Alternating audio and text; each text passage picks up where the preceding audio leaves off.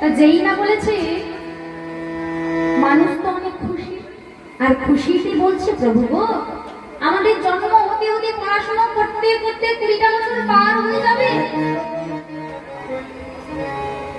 এই 20 বছর নিয়ে কি করবো? যদি কৃপা করে বাড়িয়ে দিতে। বলে কিভাবে সম্ভব?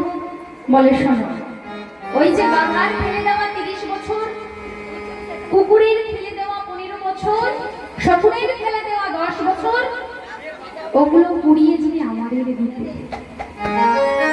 আজকে যেগুলা বলেছে ভগবান মৃদু হেসে বলছে, ওহে মানুষ, পাগলেও যে তার নিজের ভালোটা বোঝে, তোমরা বুঝলে না। তাই গৌর প্রেমানন্দে হরি।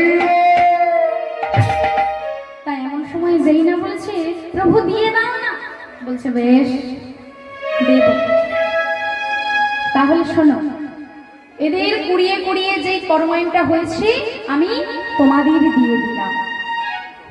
এই জন্য দেখবেন মা, এটা আমার মন গড়া কথা নয় মা, নিজেদের জীবনে একটু ভাঙিয়ে দেখবেন।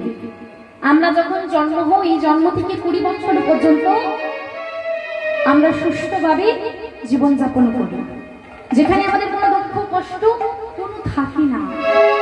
20 বছর আমরা ভালোভাবে জীবনযাপন করি, কেননা ওটা ভগবানের দেওয়া দান। 20 বছরের পর থেকে 50 বছরের পর্যন্ত ওই গাধার মতো সংসারের বোঝা বয়ে বেড়ায়, কখনো স্ত্রীর বোঝা, কখনো সন্তানের বোঝা, কি বাবা তাই না? এরপর 50 থেকে 65 বছর পর্যন্ত ওই কুকুরের মতো এখানে সেখানে ওখানে খাওয়ারের আশায় ছুটে যায়, ফেলে দেওয়া উচ্ছিষ্টগুলো খাওয়ারের আশায় ছুটে যায়। এরপর 65 থেকে 75 বছর পর্যন্ত কিছু মনে করবেন না বাবা, দেখবে যখন আপনাদের বয়স কম ছিল তখন আপনাদের জীবনে অনেক সুখ ছিল। এই যে বয়স হয়ে যাচ্ছে না, আজকে হয়তো ছেলে বৌমার কাছে অনেক ভালো আপনি, যতক্ষণ আপনি এই সংসারে কিছু দিতে পারবেন ততক্ষণ আপনার সংসারে কদর রয়েছে।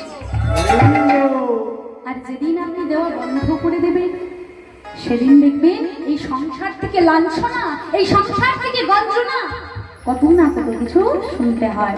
এই জন্য কিছু কিছু বাড়িতে রয়েছে, যখন পিতামাতা খাওয়ারের আশায় ছুটে যায়, কেউ কেউ বলে ওই দেখ শকুনের মতো ওঠ পেতে বসে আছে খাওয়ারের আশায়। তবে এমন সময় যেই না মানুষ এই পরমায়নটা পেয়ে খুশি হয়েছে বাবা, সঙ্গে সঙ্গে ভগবানও খুশি হয়ে বলছে যা তোদের 25 বছর আমি এমনি দিয়ে দিলাম। অর্থাৎ 75-এর পরে যে 100 বছর পর্যন্ত 25 বছর রয়েছে, সেই 25 বছর খুশি হয়ে ভগবান আমাদের দান করে দিয়েছে। তারপরে এই 75 বছরের পর কেহ বাঁচে আর কেহ বাঁচে না, তা এটাও কিন্তু ভগবানের দান। তিনি যতটা আমাদের পরমায়ন দিয়েছে ততটাই আমাদের থাকবে, এর বেশি নয়। দেখবেন বাবা, বাসে চলাচল করেছেন বাসে, আপনার স্টপেজ যেখানে সেখানেই কিন্তু বাস আপনাকে নামিয়ে দেবে। তার থেকে আপনি বেশি যেতে চাইলে যাওয়া যাবে, আবার ফেরত কিন্তু আসতে হবে।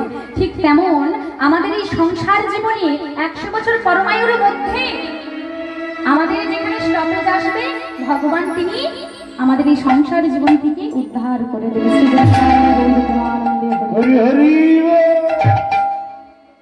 তবে এইভাবে আমাদের 100 বছরও পরমায়ু এসেছে। আপনাদের সকলের গলায় তুলসীর মালা ধারণ করা হয়েছে? তুলসীর মালা রয়েছে কি বাবা? আচ্ছা, হরি বল। তবে তুলসীর মালা থাকার একটি উপায়, অনেকের বাড়িতে দেখেছি ছেলে মেয়েরা তুলসীর মালা পড়তে চায় না। একটা ছোট্ট উপায় বলে দিয়ে যাবো ছেলে মেয়েদের তুলসীর মালা পরানো। বলবো কে? যেসব বাড়িতে ছেলে মেয়েরা তুলসীর মালা ধারণ করে না, সেই সব ছেলে মেয়েদের বলবেন তোকে বাইরে পরে বেরোতে হবে না, তুই প্রত্যহ যখন রাতে ঘুমোতে যাবি গিয়ে পরে নিবি। আবার যখন সকালে ঘুম থেকে উঠবি বাইরে বেরোবি তখন খুলে বালিশের তলায় মালাটা খুলে রেখে আসবি। এইভাবে কতদিন? একদিন, দুদিন, 3 দিন, 4 দিন, জোরে 1 সপ্তাহ। তারপরে গলার মালা গলায় রয়ে যাবে।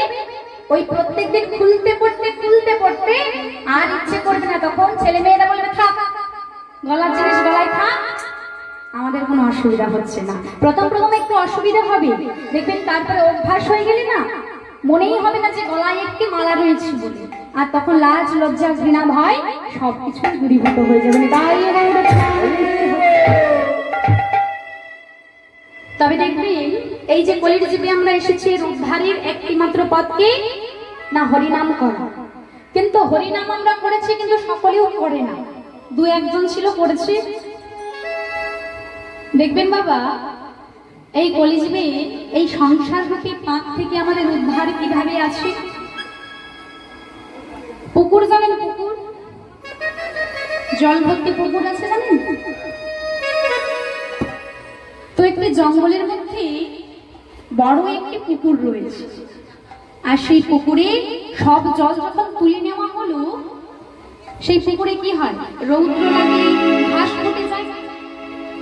আর ওই পাশ থেকে, ওই জঙ্গলের পাশ থেকে, পুকুরের পাশ থেকে একজন মালিক একটি গাভী নিয়ে যাচ্ছে।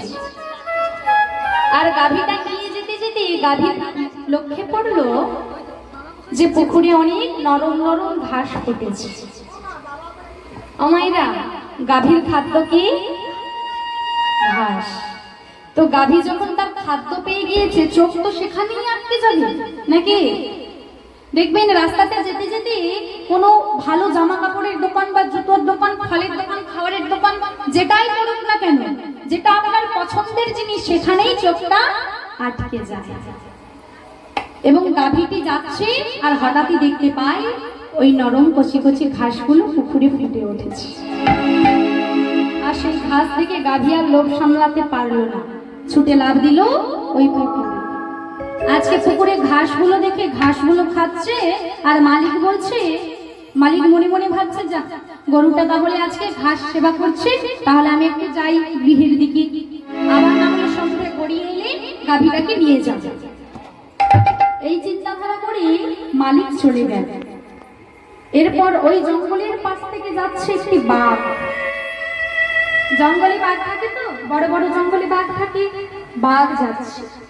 আজকে বাঘ যেতে যেতে, বাঘ কোন প্রাণী মা?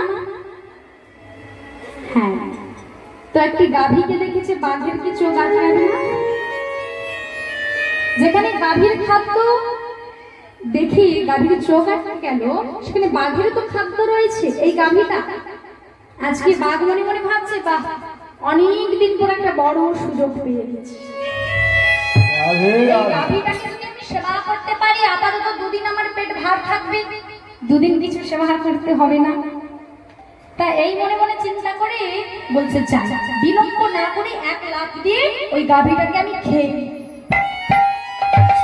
এই বলে যেই না লাফ দিয়েছে, ওই পাঁকের মধ্যে গাঁড়া হয়ে গেছে।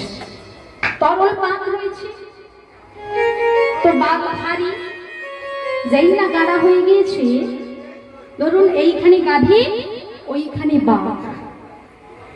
আর বাঘটি মনে মনে ভাবছে, আর 1 হাত যদি পেতাম তাহলে গাভীটা সেবা করে নিতাম। আর গাভীটা তো মনের আনন্দে ঘাস পান করছে। আর এদিকে বাঘটা মনে মনে ভাবছে, গাভীটা বোকা নাকি? আর 1 হাত বাড়ালে আমি ওকে সেবা করে নেবো, আর ও কিনা মনের আনন্দে ঘাস সেবা করছে। আজকে যেই না মনে মনে বলছে, আর গাভীটা পেছনে পেলে তাকিয়ে দেখে যে পিছনে একটা বাঘ আছে।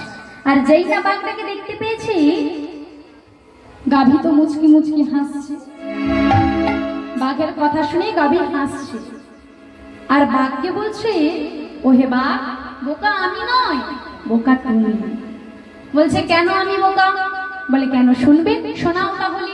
বলে, চেয়ে দেখো, বেলাটা যে যাই বই, যখন দুপুর গড়িয়ে সন্ধে নেমে আসবে, তখন কিন্তু আমার একজন মালিক আছে, সেই মালিক আমায় নিয়ে বাড়িতে চলে যাবে। এটা মনে রাখবে, আমি গৃহপালিত পশু, আর তুমি বনের ছাড়া বসে। আজকে গাভী বলছে চেয়ে দেখো, বেলা যে যাই বই, গধূলি বেলা এলেই কিন্তু আমার